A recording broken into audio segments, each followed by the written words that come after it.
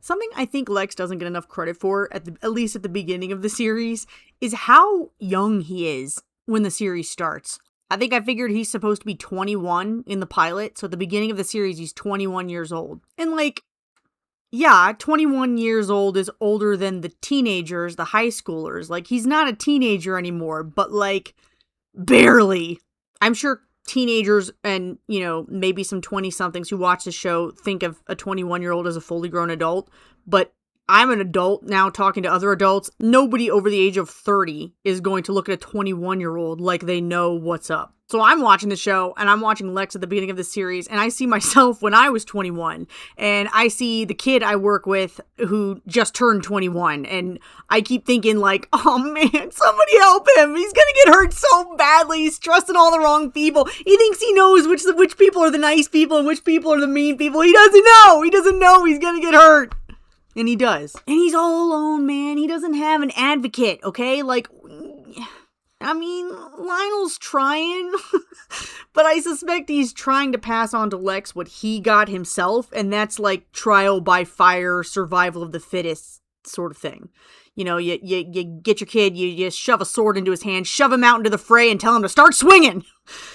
But there's nothing there of like gentleness, there's no comfort. Because Lionel he believes he's preparing his son for a world that is totally devoid of gentleness and comfort, at least if you're a Luthor. So there's kind of like I think a natural arc that kids to adults go through in regard to their parents. You start out when you're a kid, a child. Your parents are like the gods of the little universe they create for you, and the world is whatever they present the world to you as being. They're the ones who know everything because they're the gods of the world they create for you. And then you get a little bit older, you start interacting with other people in the world, and you start realizing the world's actually bigger than your experience that your parents have created for you, and you start realizing that other people are having different experiences than you are, which means that the world your parents create for you is not the way it has to be. It's that way because they've chosen to make it that way. So then you start you get even older than that, and you start actually being self-reflective and reflecting on the choices, because you see them as choices now, the choices your parents have made and how it's affected you and how it was good or how it was bad. And that's when, the rebelliousness in your teen years and early 20s comes, where it's learning to acknowledge and recognize choices your parents made that weren't good and reject those. And, you go out into the world, ideally determined not to make those same mistakes, not to make those same choices, which I think is exactly that's the point of life that we meet Lex Luthor at the beginning of this series. He's in that stage of life. Anything but what his parents did. Anything but what Lionel's doing. He keeps wanting to distance himself from his father. He wants to define himself by how he's not like his dad. That's rebellious teenager. I mean, you see this though. You see that rebellious teenager kind of thing, like he's not wasting his time in Metropolis anymore. He's like experiencing real adult responsibilities and independence at Lionel's setup, by the way. So like people acting like Lionel's like a horrible father. I'm like, he's doing some stuff right. Lionel's doing some things right. So Lex is in his early 20s. He's experiencing the independence and the responsibilities of adulthood for the first time. But he also, you can still tell, he still kind of likes the idea of driving his dad crazy just because he can, which is more of a teen kind of mentality. So anyways, yeah, you get to the point where you're recognizing the choices your parents made that were wrong. You're rejecting those. You're going out into the world and trying your own things because you have that independence now. You're going to try and make your own choices.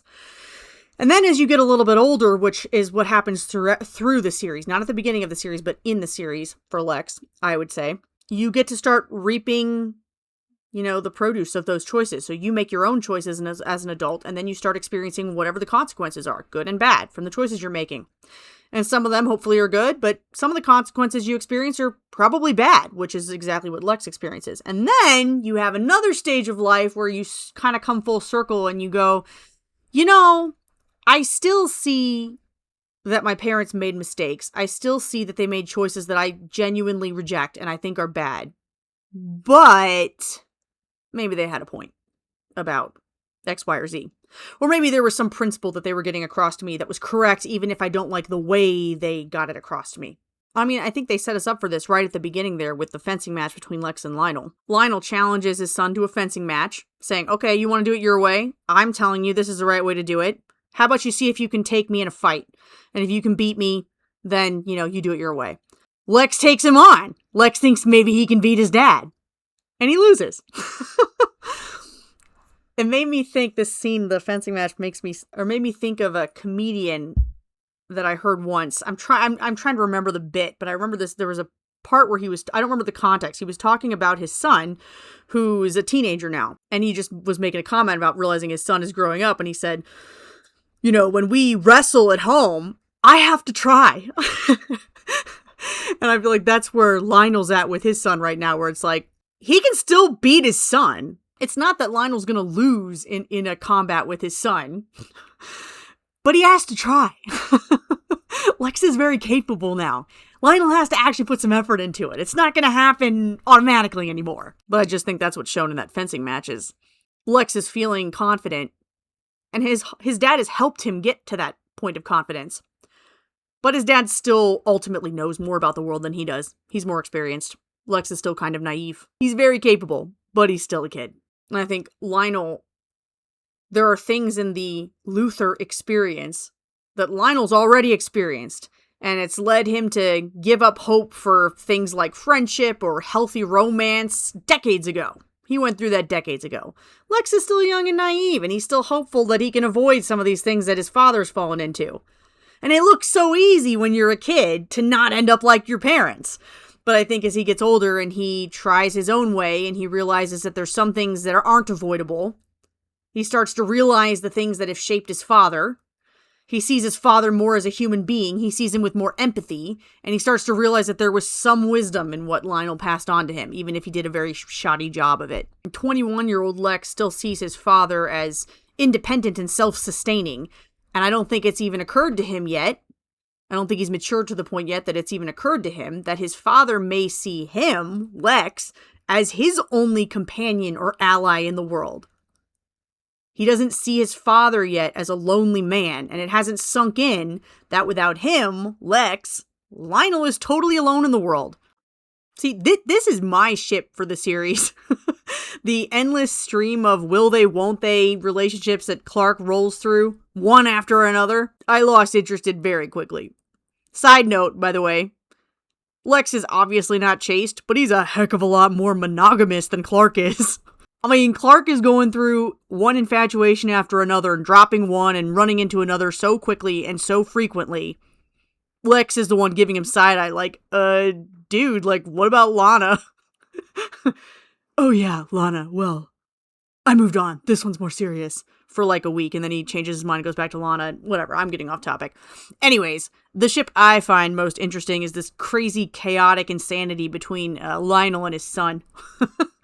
I think there's a lot more complexity. I think it's more interesting. I think there's more passion in it. I don't really care who Clark ends up with when his head stops spinning, to be honest. So yeah, I ship the father-son. I don't ship the high school romance. And unfortunately, the series didn't finish the arc the way they started it in the first 5 seasons of the show. So we don't actually get to see the conclusion of this, but when we get to that point, I will speculate freely on what I think should have happened based on what was set up for 5 seasons worth of material. Anyways,